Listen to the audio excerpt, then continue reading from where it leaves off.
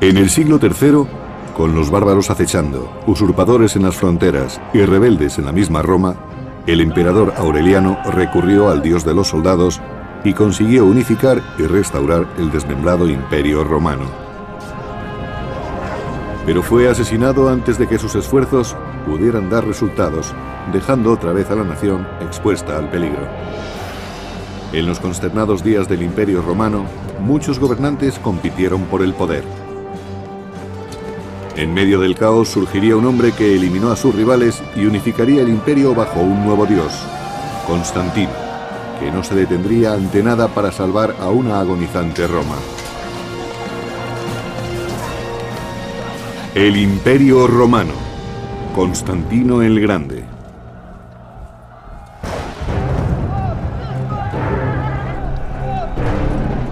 La Roma del siglo III estaba sacudida por conflictos internos e invasiones de los bárbaros.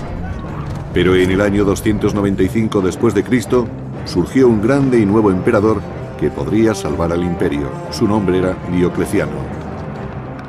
Diocleciano trató de resolver los problemas y preocupaciones a las que se enfrentaba el imperio en el siglo III.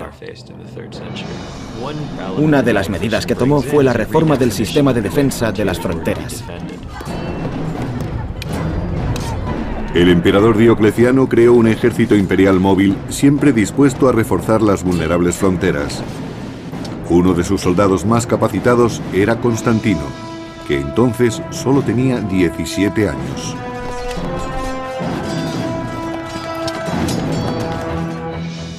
Era un soldado muy distinguido, lo que significa que era muy valiente en el combate y que realizaba toda clase de acciones atrevidas. Aquellos primeros signos de grandeza de Constantino no escaparon a la atención de Diocleciano, que mantuvo cerca de sí al joven soldado con la intención de prepararlo para ocupar un puesto importante en el imperio.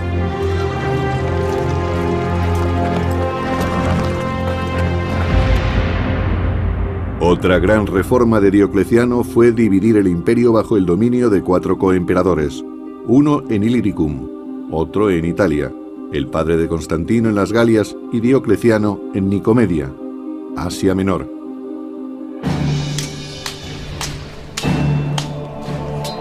Diocleciano sabía que era muy fácil que los coemperadores se volvieran contra él. Para impedirlo, retuvo en su corte a sus hijos, incluyendo a Constantino, para que recibieran una formación militar especial bajo su atenta supervisión.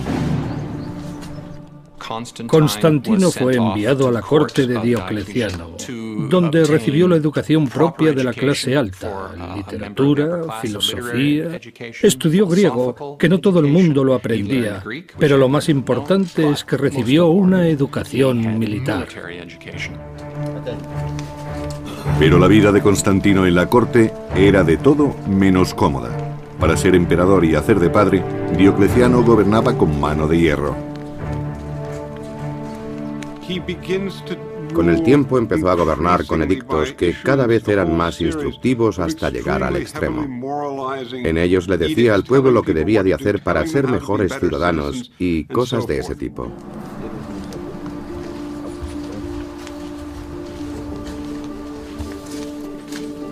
Diocleciano incitaba a que todo el mundo en su corte, incluido Constantino, ofreciese sacrificios regularmente. Diocleciano pensaba que debía la unidad del imperio a los dioses paganos de Roma.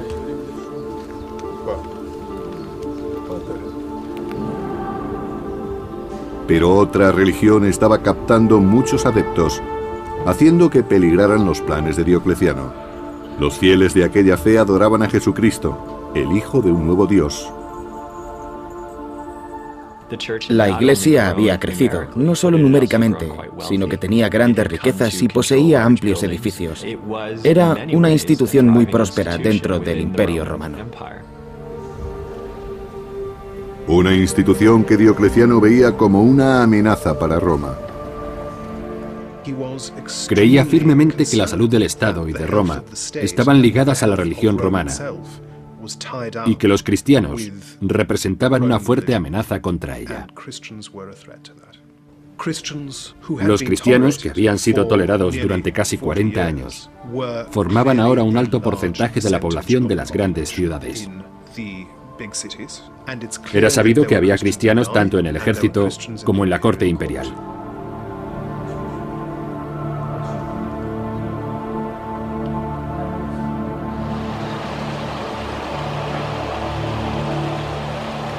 Diocleciano exigió que todos los soldados del ejército imperial ofrecieran sacrificios a los dioses de Roma, algo a lo que se negaron muchos cristianos.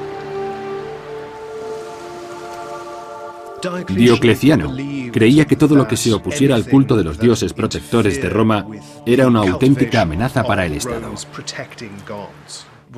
algo que podía acabar destruyéndolo desde dentro. Y eso pensaba de los cristianos en su ejército, que podían volverse contra el imperio.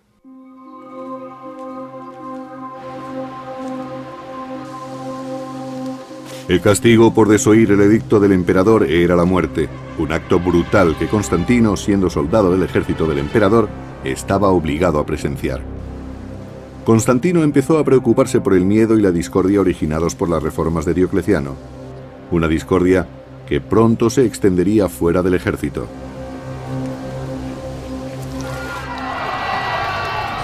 En el año 303 después de Cristo, Diocleciano emitió un edicto contra los cristianos que fue conocido como la Gran Persecución.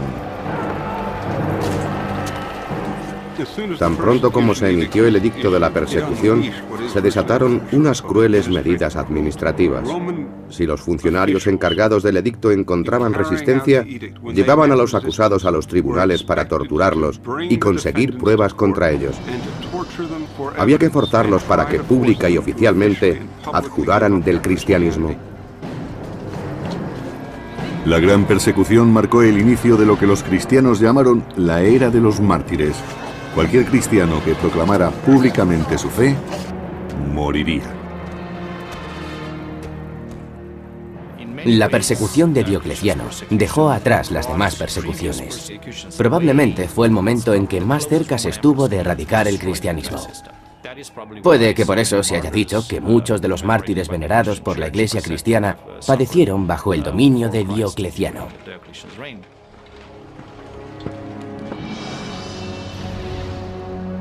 A pesar de sus diferencias acerca de las persecuciones, Constantino debía tener buen trato con el hombre que tenía su futuro en sus manos. Pero cuando Diocleciano cayó repentinamente enfermo y se vio forzado a retirarse, Constantino se quedó sorprendido al conocer que no iba a participar en el plan de sucesión. Diocleciano pareció comprender que Constantino representaba una amenaza, aunque hubiera participado en las campañas con él y se hubiera portado razonablemente bien en los combates. Se dice que hacia el final de su vida, Diocleciano tenía prisionero a Constantino en su corte para impedir que se reuniera con su padre y se relacionara con su ejército. Pero ahora, sin nada que lo retuviera en Oriente, Constantino decidió tomar las riendas de su destino y escapar del dominio de Diocleciano. Constantino partió de Nicomedia para ir a Boulogne, en las Galias, para reunirse allí con su padre, que gobernaba en Hispania, Galia y Britania. El padre de Constantino, el emperador Constancio, era ya muy viejo y no se encontraba bien. Además, estaba preocupado por la larga ausencia de su hijo. Pero en el año 305 después de Cristo, Constantino se reuniría finalmente con él, con un hombre por el que sentiría mucha más afinidad de la que jamás sintió por Diocleciano. Por lo que sabemos de la actuación de Constancio en Occidente, era una persona mucho más tolerante que Diocleciano, y desde luego sabía cómo ignorar algunas de las órdenes que había recibido por su parte.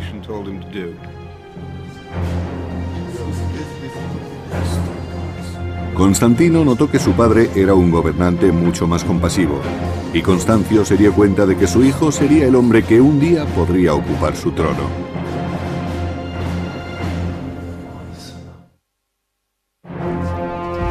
Cuando Diocleciano se retiró en el año 305 después de Cristo, Constantino pudo escapar de su rígido control y encontrarse en Occidente con su anciano padre Constancio. Constancio, uno de los 4 coemperadores de Roma, gobernaba Hispania, Galia y Britania, ahora amenazadas por los bárbaros pictos.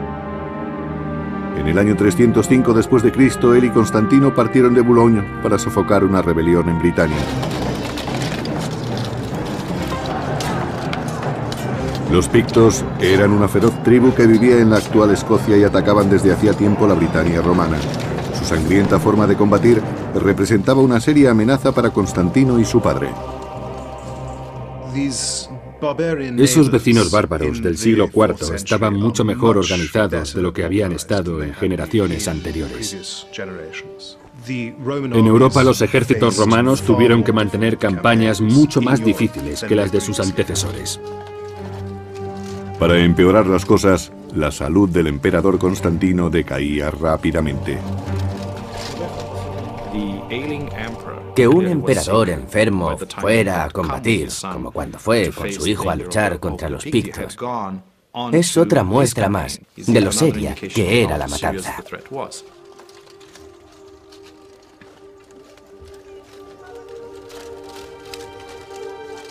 Con la salud de Constancio en peligro, Constantino tuvo que dirigir las legiones de su padre, asegurándose de que le fueran fieles en combate. Cuando Constantino volvió para encontrarse con su padre en Occidente, Constancio quiso que fuera escalando puestos en el mando y que participara en las campañas de su ejército. Los soldados debían conocerle, pues sería más fácil ocupar un puesto en el gobierno del Imperio Occidental, que era lo que Constancio siempre había querido.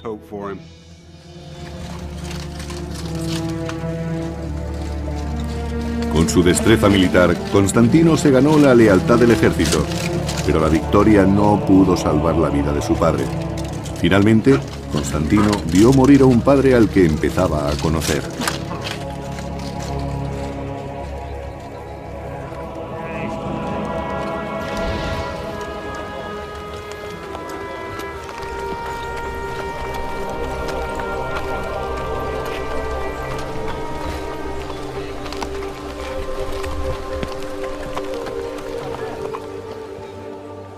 Cuando murió su padre, el ejército proclamó emperador a Constantino.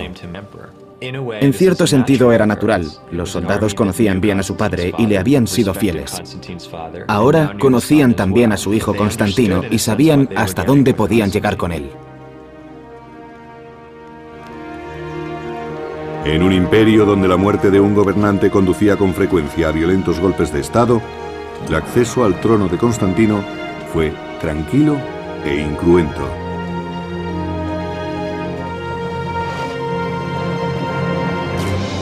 Los bárbaros francos atacaron la Galia en el año 306 después de Cristo, y Constantino tuvo que enfrentarse a su primer reto como emperador.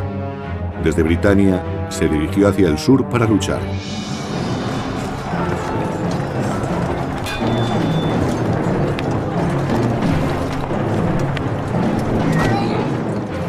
Los francos vieron, con la muerte de Constancio, la oportunidad de aprovecharse de Constantino.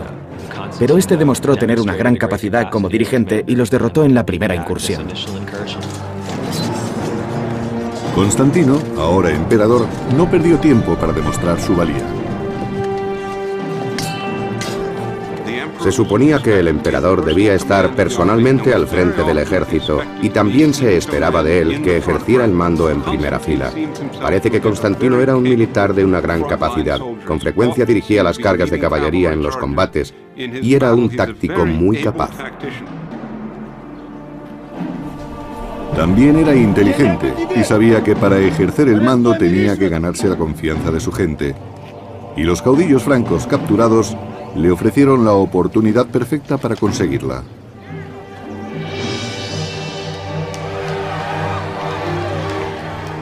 Constantino hizo desfilar a los cautivos bárbaros por las calles de Trier, en la actual Alemania, para demostrar al pueblo que él los protegería.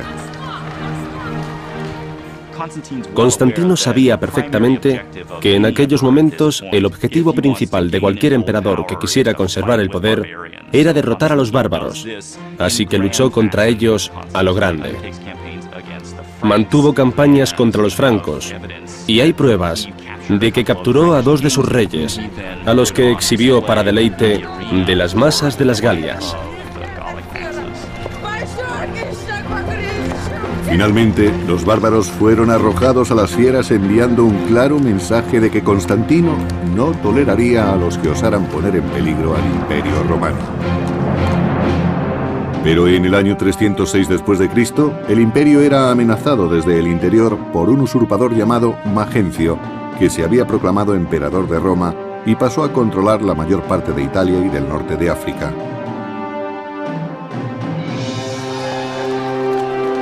El usurpador, Magencio, ganó apoyos prometiendo recortar los impuestos y dar trigo gratis al pueblo de Roma. Como Constantino, era hijo de un coemperador anterior. Constantino fue proclamado emperador por sus legiones en julio del año 306. Magencio permaneció en Roma y donde decía, sí, le han hecho emperador, yo lo seré también. Y a finales del año 306 fue proclamado emperador también. Pero a diferencia de Constantino, la reivindicación de Magencio no era legítima. Magencio había derrotado, encarcelado y finalmente asesinado al legítimo coemperador de Italia. Muy pronto las gentes de Roma se dieron cuenta de que sus promesas no eran más que mentiras. En el año 311 después de Cristo, los romanos se sublevaron cuando vieron que el trigo gratis y el recorte de impuestos eran solo para los ricos. El resto robaba para sobrevivir. Magencio no fue un gobernante popular. Era despiadado, sofocaba las revueltas con demasiada sangre. Circulaban rumores de que seducía a las hijas de los senadores. Había problemas con el suministro de trigo e imponía impuestos a gente que no los había tenido antes. El desesperado levantamiento de las clases oprimidas de Roma ofreció una gran oportunidad a Constantino.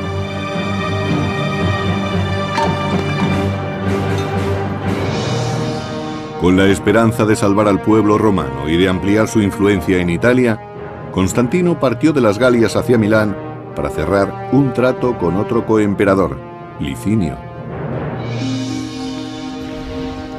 Era un trato para consolidar el poder.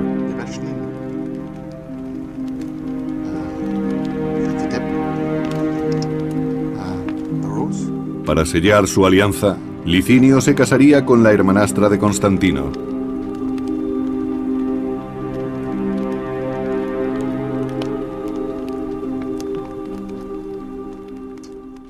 Constantino utilizaba todos los trucos que conocía. Era una persona extraordinariamente ambiciosa y no existía ningún camino hacia el poder que él dejara de explorar. Eso significa que durante su juventud estaba dispuesto a recurrir a cualquier cosa con tal de seguir aumentando su poder. Juntos, Licinio y Constantino engañaron a sus coemperadores en Oriente, haciéndoles creer que solo trataban de deponer a Magencio. Constantino quería aprovechar la situación para difundir por Roma que Magencio era un usurpador y un emperador ilegítimo. Él y sus seguidores se justificaron contra Magencio diciendo que había que deponer al tirano que se había instalado en la ciudad más importante del imperio. Pero en cuanto Roma estuviera asegurada, Constantino y Licinio se repartirían todo el imperio.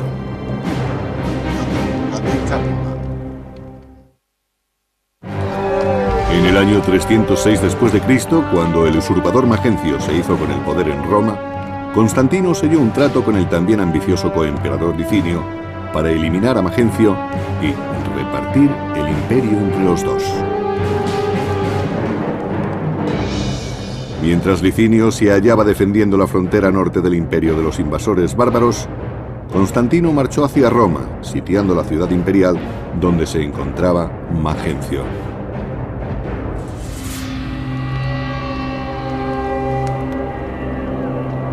Tras las murallas de Roma, Magencio, pagano devoto, basaba su estrategia en la lectura de entrañas que hacía su sacerdote. Cuando tenía que combatir, Magencio se interesaba en recabar la protección divina, recurriendo a los métodos que cualquier emperador romano hubiera seguido para disfrutar de esa protección.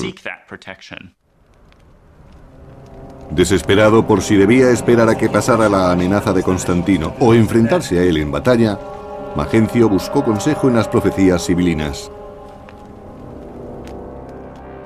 Magencio recurrió a las profecías sibilinas para encontrar una respuesta. Las profecías sibilinas eran libros guardados por sacerdotes con los que investigaban ciertas cuestiones. Además, los sacerdotes también ofrecían los servicios de un oráculo.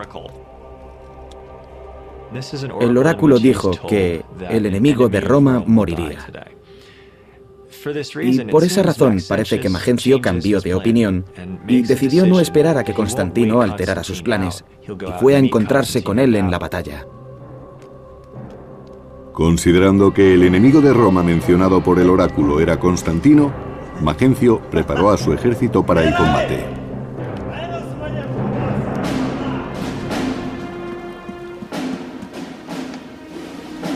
Mientras tanto, a las afueras de Roma, Constantino se preparaba para el encuentro con Magencio. Constantino estaba inquieto, pues sabía que sus legiones eran inferiores numéricamente.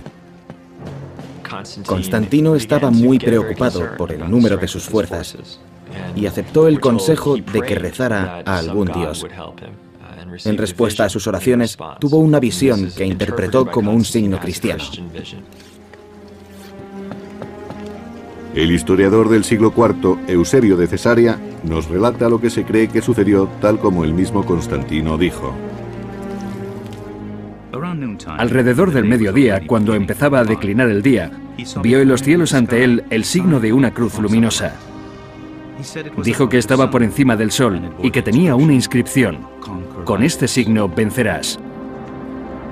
Según dijo, vio un símbolo que parecía una cruz con una especie de letra P superpuesta. Eran las dos primeras letras en griego del vocablo Cristo, Ki y Ro.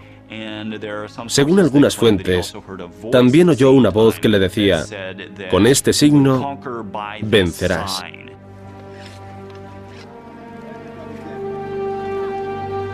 Constantino ordenó a sus soldados que pusieran Chi y Ro en sus escudos como enseña, convirtiendo el símbolo del cristianismo en un objeto de honor y no de persecución. Constantino adoptó un nuevo dios, o un dios que antes había sido rechazado y que ahora pasaba a ser un símbolo de poder divino y de victoria. Aceptando el dios de los cristianos, el dios que había sido perseguido por anteriores emperadores, Constantino revolucionó las creencias. Con su conversión, Constantino transformó la inminente batalla contra el pagano Magencio en una prueba entre religiones.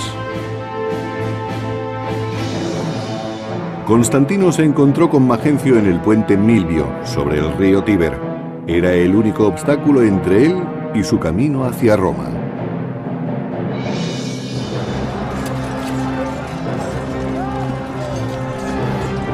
Aunque ampliamente superado en número por Magencio, Constantino y su ejército, ahora portando el estandarte cristiano con las letras Chi, Ro, iniciaron la batalla con energía.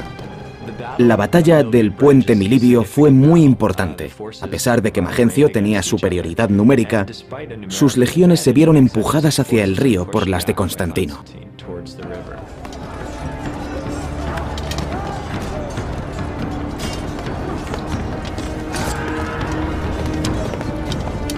En las orillas del Tíber quedó sellada la suerte de Magencio. Constantino obligó a Magencio a aceptar el combate con el río Tíber a sus espaldas. Su posición era muy mala y cuando Constantino presionó, las legiones de Magencio se desmoronaron. Sin otra alternativa, Magencio huyó con sus soldados tratando de cruzar el Tíber a nado para llegar a Roma.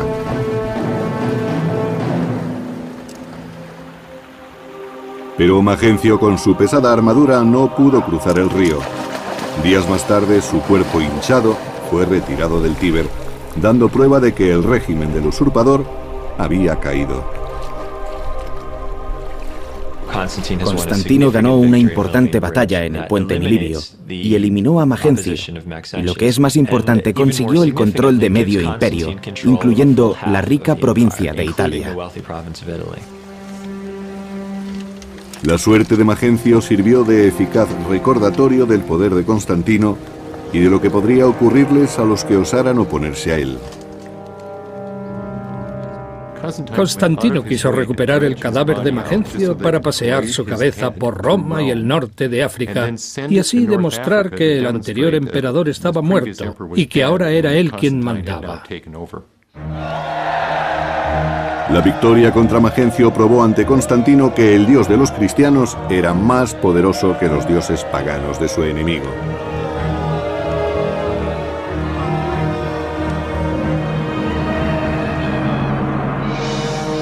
Con la derrota de Magencio, todo el imperio occidental pasó a manos de Constantino, y tal y como acordaron, dejó Oriente para Licinio.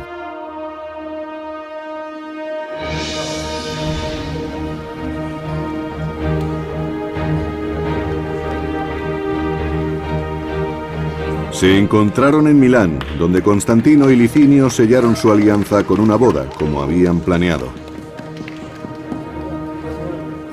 Constantino decidió que Licinio se casara con una de sus hermanastras, Constancia, para que se uniera a su causa.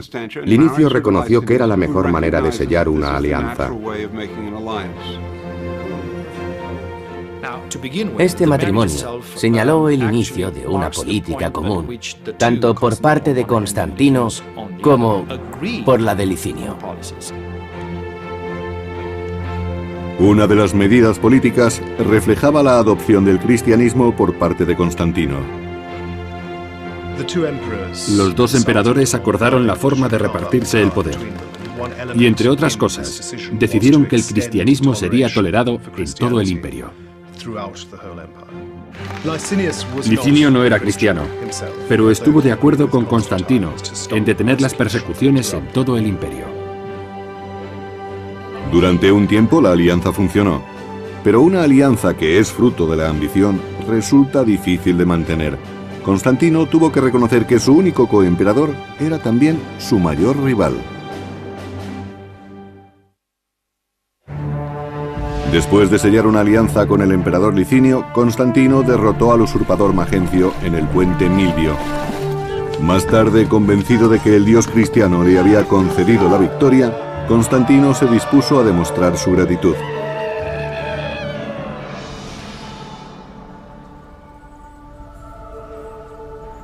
Por primera vez en 10 años, los cristianos del imperio pudieron realizar sus cultos en libertad y por primera vez su fe sería compartida con el emperador. Constantino se había convertido al cristianismo y abrazó seriamente la tarea de defender la Iglesia cristiana y seguir su doctrina. Su familia, incluyendo su hijo y heredero Crispo, se convirtieron también al cristianismo.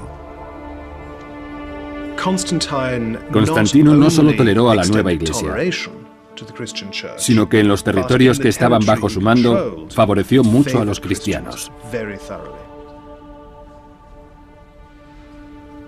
En el año 313 después de Cristo, Constantino y Licinio emitieron conjuntamente el llamado Edicto de Milán, recordado por el autor Lactancio del siglo IV. Garantizamos libertad a los cristianos y a todo el pueblo para que elijan la religión que deseen, para que sea cual fuere la divinidad que se encuentra en los cielos, permanezca apaciguada y sea favorable a nosotros y a los que están bajo nuestro gobierno.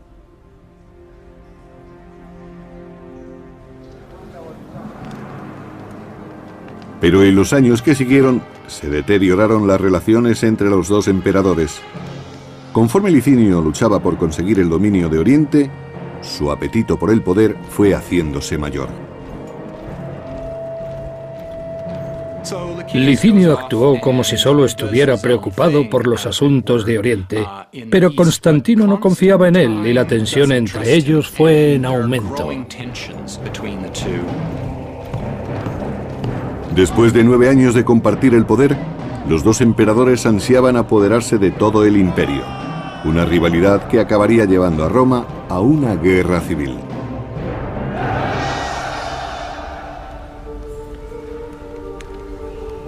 En Oriente, los cristianos cargaron muy pronto con el peso del creciente conflicto. Al apoyar al emperador cristiano Constantino, se convirtieron en la mayor amenaza para Licinio, y por ello tuvieron que pagar un alto precio.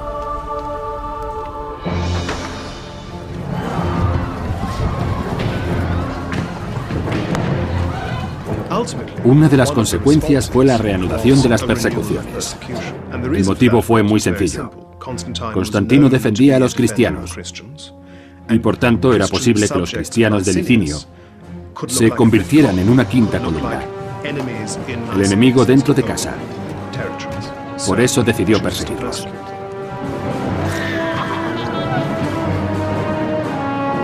Al mismo tiempo que quemaban iglesias y libros religiosos, desapareció la antigua alianza entre Licinio y Constantino.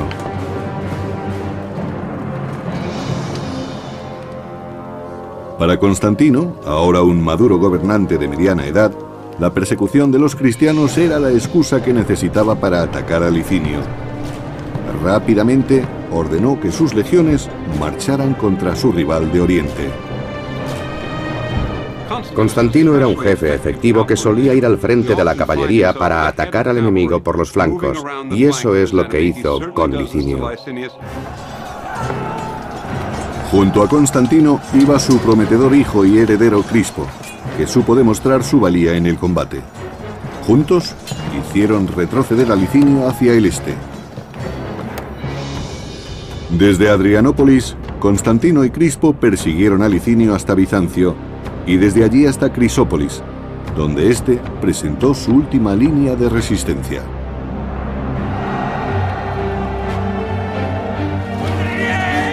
Allí, en el año 324 después de Cristo, arriesgándolo todo por el imperio, Constantino y Crispo se enfrentaron cara a cara con Licinio. Crispo heredó la capacidad militar de su padre. Era otro genio bélico. Sin su ayuda, puede que nunca hubieran tenido éxito en su lucha contra Licinio. Constantino y Crispo aniquilaron al ejército de Licinio luchando de nuevo bajo el estandarte del dios de los cristianos. Realmente la batalla de Crisópolis terminó antes de empezar. Constantino lanzó sus soldados contra Licinio sin encontrar ninguna resistencia efectiva. Consiguieron victorias fáciles. La confianza que Licinio parecía tener en sí mismo era mínima. Y en la batalla final, la victoria hizo que Constantino quedara como único dirigente de todo el imperio. Según Eusebio, obispo de Cesarea, las regiones orientales se unieron a las occidentales y todo el imperio romano fue agraciado con un único y supremo emperador. Prisionero en Nicomedia, Licinio tuvo que enfrentarse a un castigo brutal. Su único testigo era su amada esposa, la hermanastra de Constantino. Las relaciones que mantuvo con Licinio son muy interesantes. Hay que recordar que Licinio era su cuñado. Su hermanastra pidió clemencia para su marido y durante un tiempo Constantino fue magnánimo con él. Aunque los dos participaron en un banquete, Licinio fue enviado al exilio, donde sería ejecutado. A pesar de los ruegos de Constancia, la ejecución de Licinio llegó pronto y fue sangrienta, dejando claro que Constantino no mostraría clemencia ni siquiera con los miembros de su familia.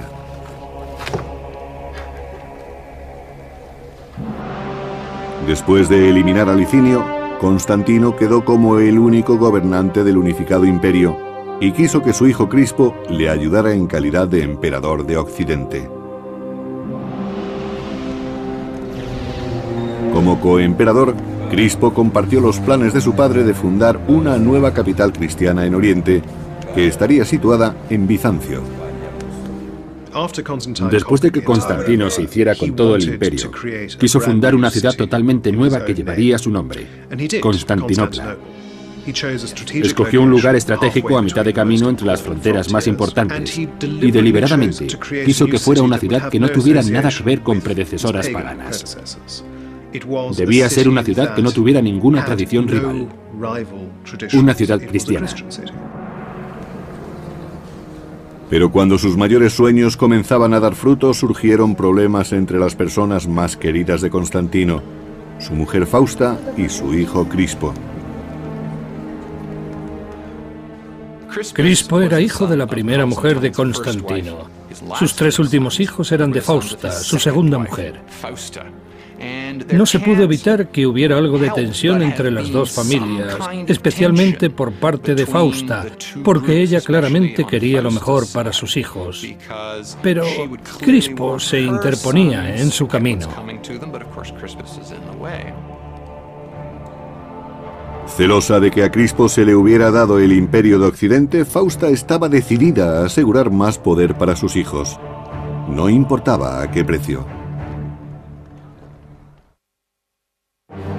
Con su hijo Crispo, Constantino había derrotado a Licinio, su último rival, consiguiendo por fin unificar el imperio bajo la nueva fe cristiana.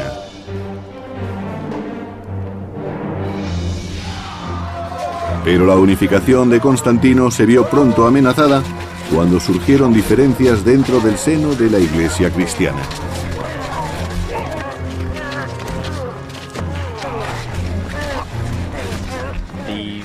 Hubo un gran revuelo entre los cristianos del Imperio de Oriente debido a una controversia sobre la naturaleza de Cristo, unida a la cuestión sobre quién debería ser el primado de la Iglesia de Oriente.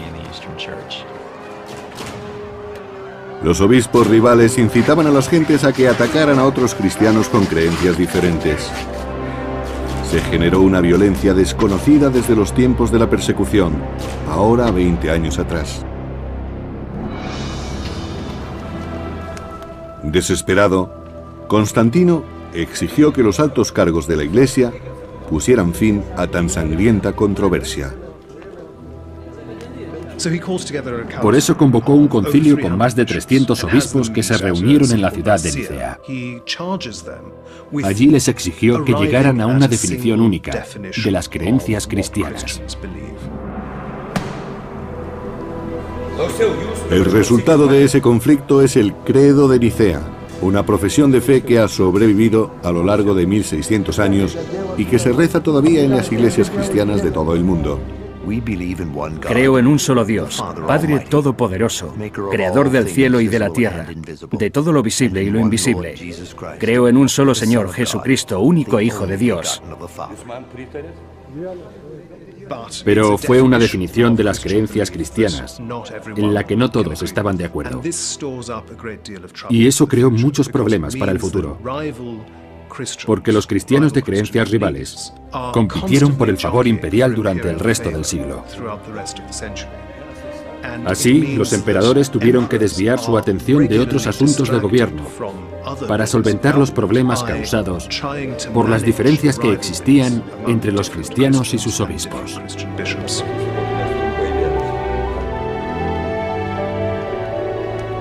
Quizás aquella distracción no dejó ver a Constantino lo que estaba ocurriendo entre sus seres más cercanos.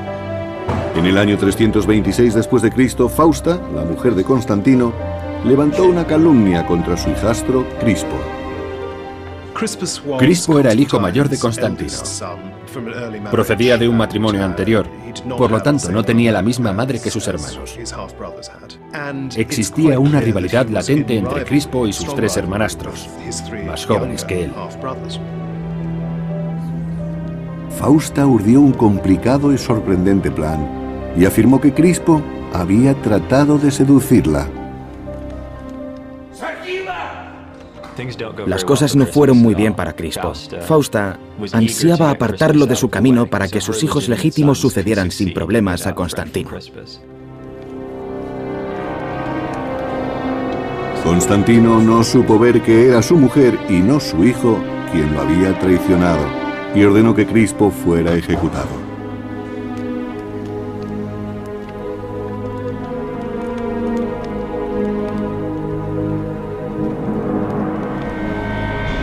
Prisionero en la lejana Pola, la actual Croacia, Crispo insistió en su inocencia.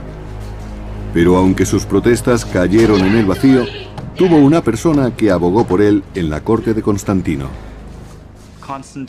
Constantino fue persuadido por su propia madre, Helena, de que quizá hubiera sido Fausta la que había urdido aquella pequeña conspiración en contra de su primogénito, diciendo que había sido violada o agredida por Crispo. Fausta quería que prevalecieran los intereses de sus hijos por encima de todo. Constantino había actuado demasiado deprisa, pero se dio cuenta de ello. Fausta pagó su traición con la vida, pero cuando Constantino reaccionó, era ya demasiado tarde para salvar la vida de Crispo. Los guardias ya habían recibido órdenes de ejecutar al heredero. No sabemos con exactitud lo que ocurrió, pero para el Imperio Romano fue un terrible golpe el que Crispo fuera sacrificado en ese momento de su vida. Sobre la conciencia de Constantino cayó una pesada carga. Como una especie de penitencia, Constantino pasó los últimos años de su vida edificando iglesias en Jerusalén, Belén, Constantinopla y Roma. Entre aquellas iglesias hubo una en Roma que fue construida donde se creía que se encontraba la tumba de San Pedro, un lugar de peregrinación que ha perdurado hasta nuestros días. A Constantino se le conoce más por sus iglesias. Eso es a la vez una muestra de su inclinación al cristianismo, así como una manifestación de su fe.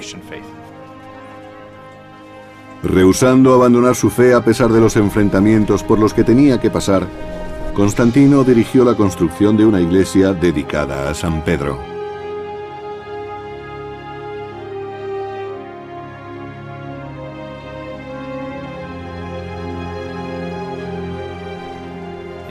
Fue una explosión extraordinaria de arquitectura, como no existía en todo el imperio. La gran variedad de planos se debe a los muchos arquitectos que participaron en su construcción. Y lo que es más probable, por las propias ideas de Constantino, que intervino en casi todos los proyectos. Constantino confiaba en que su devoción borraría sus numerosos pecados al final de su vida.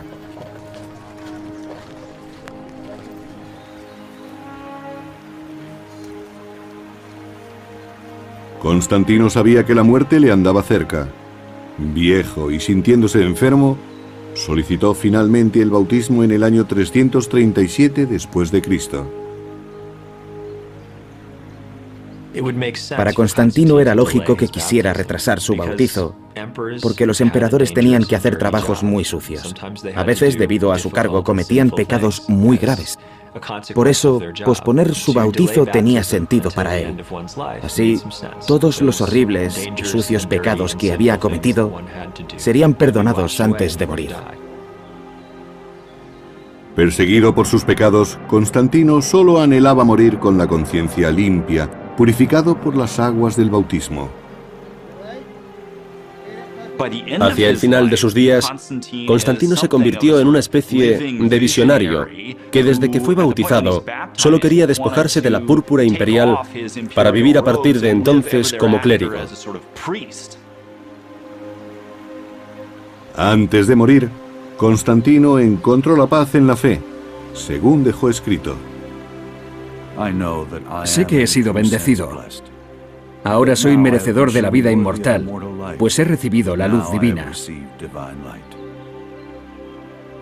Constantino murió en mayo del año 337 después de Cristo, tras haber gobernado durante más de 30 años.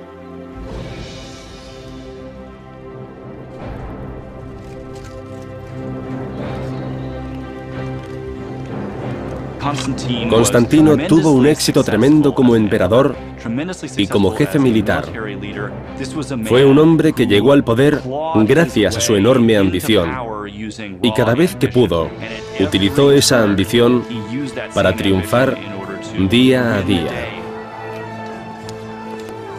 Durante toda su vida, Constantino luchó por mantener la frágil unión del imperio, reunificado bajo su nueva religión, pero nada, incluida la fe, podría salvar ya a Roma.